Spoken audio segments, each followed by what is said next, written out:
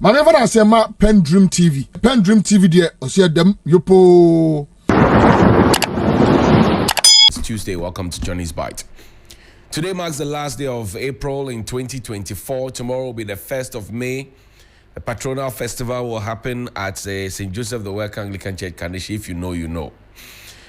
Now, this morning, I want to say thank you also to our affiliates across the country, in the Volta region, the Northern region, Eastern, Western, Central region, all the stations across the country that pick the feed of Johnny's Bite, those who share the link, those who like it and support it, those who give us criticism on the side, thank you so much. Those who spend time to pray for us, thank you so much. We also like to say a big thank you to Adama, West Africa, for holding us down on Johnny's Bite. But today, EJisu is calling. EJisu in the Ashanti region is calling. And there are 6 contenders in that by-election that's going to happen. The NDC has served notice that they will not be part of the by-election that is happening in EJisu. I'm sure you've heard the president and the vice president. Put it up there. The president and the vice president and many other bigwigs within the NPP have gone to EJisu and they have said what they have to say. And you have the 3, you have CPP's Esther Say, Kwabena Boachin of the NPP, please lose the super, Beatrice Boachi of the LPG, Kwabena also Johnie, who's an independent candidate, used to be NPP, Fredia Joseph, independent candidate, and Atakra Joseph, independent candidate. But if you look at the electoral record of the EJisu constituency, it has always favored the NPP. The EJisu constituency has always favored the NPP, and, you know, rightly so. It is a stronghold of the NPP. Now, the question I've been asking myself is, if the constituency is the home of the NPP, and actually within the stronghold region of the NPP, why is there so much jittery movements going up and down and saying all manner of things in EJisu? Because it looks like we're taking a grenade or a bomb to a fist fight to use the grenade to give a warning shot. Come to me. To use the grenade to give a warning shot. The president again has gone there to repeat what he said at Formina. And I'm sorry, but I think that the president has not learned any lessons. Because he went to Formina when Honorable Esiama, now second deputy speaker of parliament, said he was going independent from the NPP. Of course, they had issues. Kennedy Ejipong came to tell us that, well, there was money involved, and Kennedy Ejipong, had to pay millions of cedis to be able to get Honorable Esiama to sit with them to transact business in parliament. He said it himself. The president went to Formina at a similar deba like he addressed at EJisu, and told them that he cannot work with somebody who was running on an independent ticket. He made that same reckless statement in, Asin North. And he's making that same reckless statement in EJisu.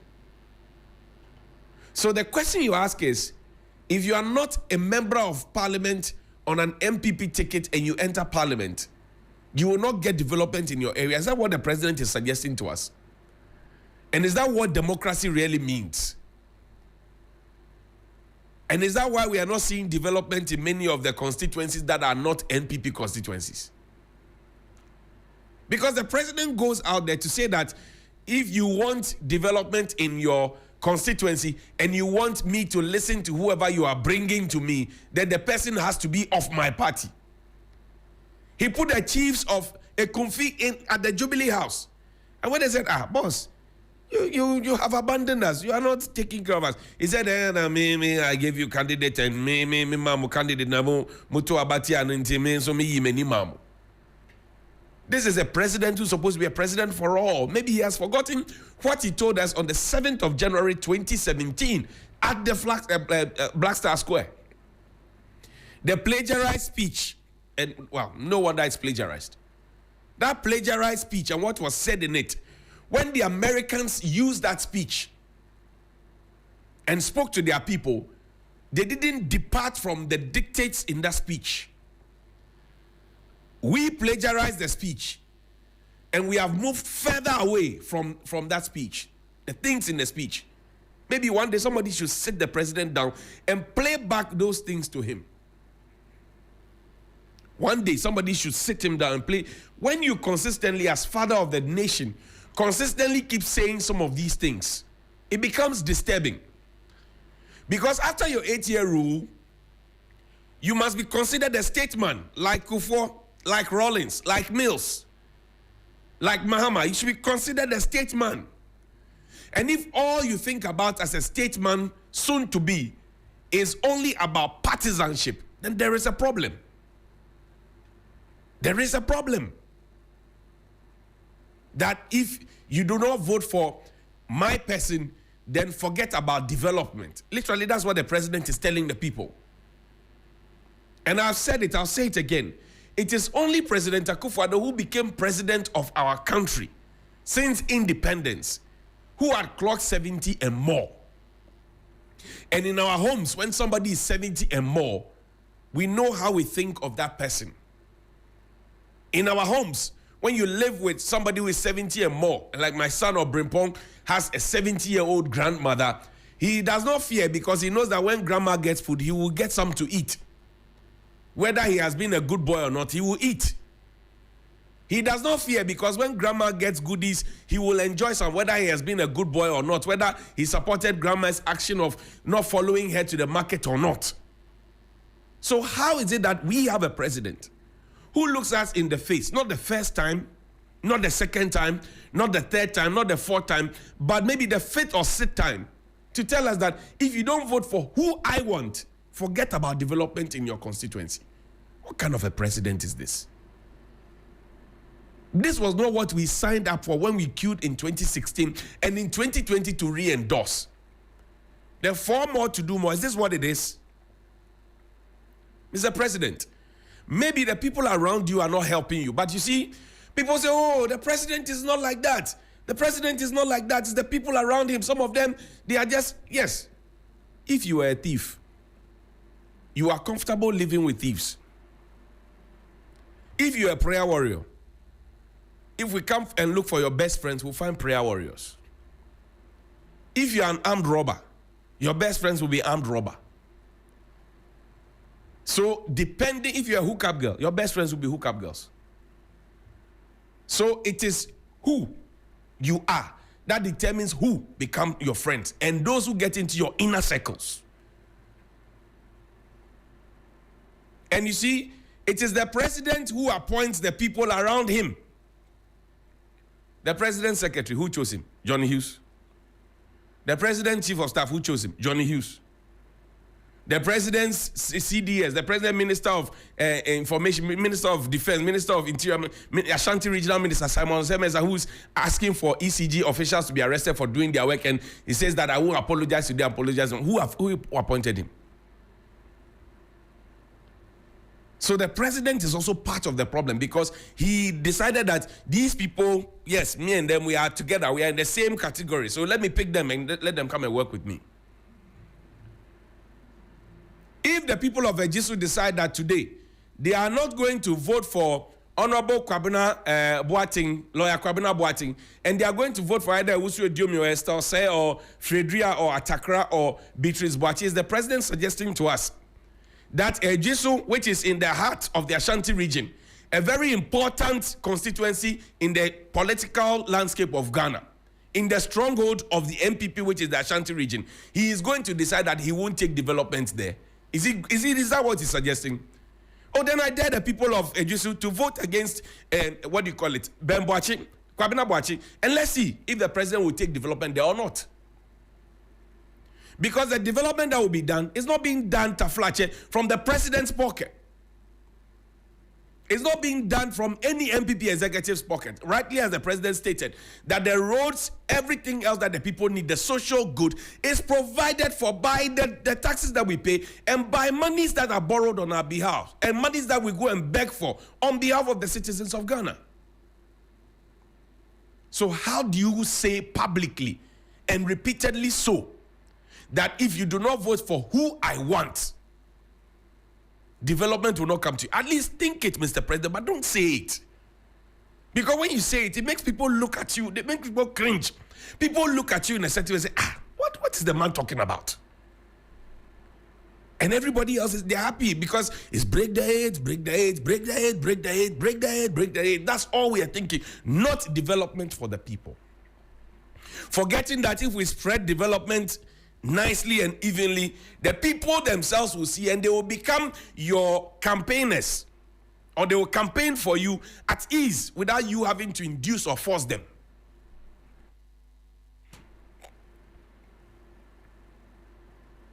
Take me to SNIT. Yesterday, the SNIT head of actuary, he came to respond to some public concerns. And the public concerns were that we have been told that by 2036, SNIT may not be able to take care of itself administratively and not be able to pay for stuff. Listen to him. The ILO report predicts SNIT reserves could deplete by 2036, prompting public apprehension about the scheme's sustainability. However, SNIT emphasizes that the report utilizes data from 2020, overlooking recent improvements. It doesn't mean that the scheme is going to collapse in 2036, not at all.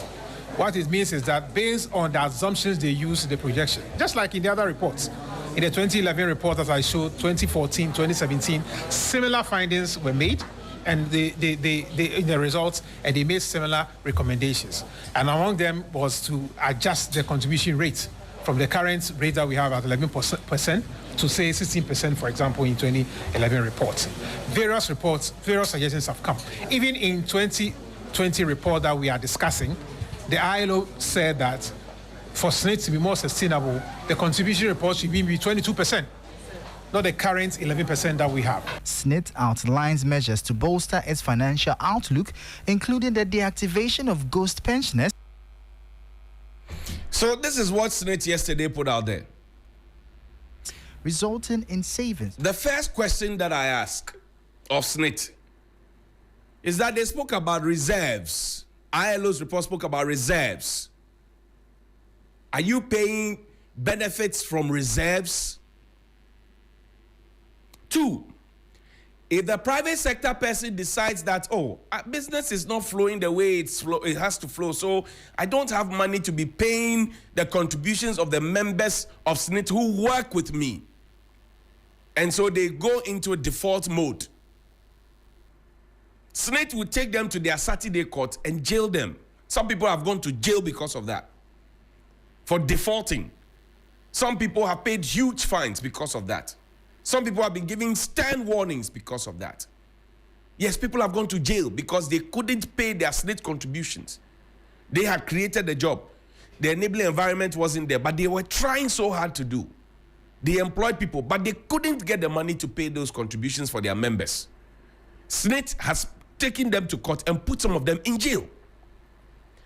If SNIT is now telling us that government owes them, and Controller and Accountant General has not released monies that are due, already deducted, because before you get your pay slip, by the time you get your pay slip, the monies would have been deducted. Why is SNIT not taking the Controller and Accountant General to court, or the respective ministries that are not paying? Why are they not taking them to court, like they treat the private sector? Because my father always said something, that if you have 100 cedis and you take it to the bank on Monday, it would have been saved. If you take that same money to the bank on Saturday, before the bank closes for the weekend, you will still have saved the money. But my father says, the man who saved the money on Monday would have made an interest. The man who saved the money on Saturday would have made nothing. So if people's monies have been deducted, and you are refusing to actually go and collect the monies, or you're only complaining to us, by the time you receive the money, which you receive anyway, what investment would you have done? Because you're supposed to be collecting these monies and investing them so that in future you can give the people the dividends. If you are refusing to go and collect the money to come and invest, and you're only complaining to us, and you had to keep quiet about it, they took the ILO to talk to us, the members of SNIT, for us to ask you questions, for you to bring first a padded, press release, and then now this press conference. Go and collect the money. If government is defaulting, sue them like you sue the private sector.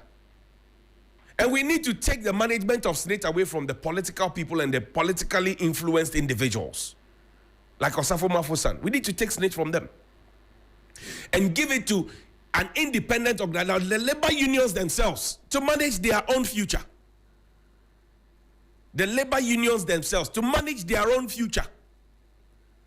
Because some of the people who are placed as SNIT actually do not care about the future of it, because some of them, they have never attended their schools here. They never live here, actually. They are visiting citizens. They are visiting citizens. They never live here. They never live here. So SNIT needs to set up. If the government owes you money, sue them like you sue the private sector. Take them to court. If somebody has to be thrown into jail for not doing that, throw them into jail. If you have to fine them, let the court fine them. We are tired though, because we're thinking about our future. We can't do 419, we can't do Sakawa, we can't go and steal, we can't go and prostitute, we can't do all those things that people do to make money. We are doing genuine work to earn our salary and are keeping some for the future. So if the one we are keeping for the future, you are deciding to not take good care of it, and then when we come, you give us stories, we no go grieve for you. This year, we no go grieve for you. Now, play Dr. Bawumia's video for me. Dr. Bawumia has a video. I know that there are challenges, and I don't want to paper over our economic challenges. We are going to work on them. Currently, we have issues with power challenges, but I can say, received from the Minister for Energy, that those power challenges will very soon, and I mean very soon, be a thing of the past. They are working at it, and I am that this will go a long way to deal with it. But I say that I want your support. I'm come here to ask for your support. I want us. I know that there are challenges. Mr. Vice President, good morning to you. I don't want to believe that you went to the president's home region and the eastern region to talk to religious leaders to literally tell them that your government has failed. I don't want to believe that. I don't want to infer. But to the extent that you have admitted that there is doomsday and you decide to call it power outages is one thing. Why did it take you so long, Mr. Vice President? Why did it take you so long? And of course, yes, we know that if people wake up and smell the coffee and rise to their duty that they are being paid for, the power outages will be a thing of the past. If we are honest enough with ourselves, we are candid enough with ourselves, the power outages will be a thing of the past. But you see, the people are not asking for assurance that the problem will end. The people are asking for a doomsday timetable, which you, Mr. Vice President, asked in opposition. They are asking for a doomsday timetable. They are not asking for assurances. They are not asking for hopes and vibes and inshallah takashi. No. They are asking you for a timetable, Mr. Vice President. So all these things that you are saying, it doesn't actually make meaning to them. What they want at this material time is a timetable. So will you talk to your wannabe vice presidential candidate, Dr. Matthew Poku Prempeh, to bring the timetable? Because Mr. Yaosafo for senior advisor to the president, said it is only the minister who can bring a timetable. So will you talk to him to bring that timetable? Because you have the men in all the sectors within the energy industry. So let them give the people a timetable. That's what they're asking. They've been asking for it since. Put up Guta's release. They've been asking for it since. Guta, 25th of April, 2024. And this is my last thing. Then we'll go. Guta calls for doomsday timetable and swift action to end the phenomenon. Ghana Union of Traders Association, Guta, wishes to add its voice to the call by all concerned Ghanaians, civil society organizations, and others for a swift and decisive resolution of the ongoing unpredictable power outages in the country. Its negative impact on the entire economy is overwhelming as it affects every sphere of productivity from agriculture, trade to industry. Manufacturers, for instance, are finding it difficult to maintain production schedules as well as plan for their workers due to the inconsistency in the power supply, which also adds cost of production and worsens the living conditions of the people. Traders, shop owners, wholesalers, tailors and dressmakers, electricians, artisans, and all those who use electricity in their businesses are suffering a great setback as a result of this doomsday phenomenon, creating unbearable situation to businesses in the country. We demand to know the following from ECG. What is or are the real cause of the erratic power outages in the country? 2, what efforts are being made to fix it? And 3, at what timeline?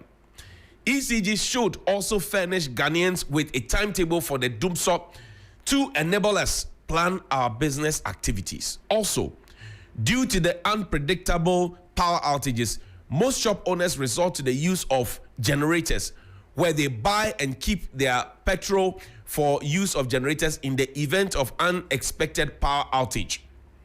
This is not only against the safety and security of our markets, but also a dangerous practice necessitated by the doomsday phenomenon, which needs to be fixed expeditiously. We express our solidarity with all those affected by this avoidable doomsday crisis and call for urgent action by the government to alleviate the hardship we are going through, especially the business community. Joseph Paddy is Director of Communications, Guta National, and his phone number is there. If you doubt it, like you doubted the Al Jazeera letter we wrote, you can call the number. Guta is asking for a timetable. So, Mr. Vice President, play his video for the last time. The people are not asking for when the problem, assurances. They are asking for a timetable. And they are watching you. You are promising them milk and honey come soon. They say now that you are number 2. Move fast here, mami. I have seen that beautiful bus. Maybe we should call that beautiful blue bus fast here, mami. Let's call the bus fast here, mami. Mr. Vice President, they are asking for a timetable. They are not asking for vibes and inshallah. No. They are asking for timetable. So give them the timetable. Talk, let them give them the timetable. Talk and let them give them the timetable. Good morning. A long way to deal with it. But I know that there are challenges, and I don't want to paper over our economic challenges. We are going to work on them. Currently, we have issues with power challenges, but I can say, received from the Minister for Energy, that those power challenges will very soon, and I mean very soon, be a thing of the past.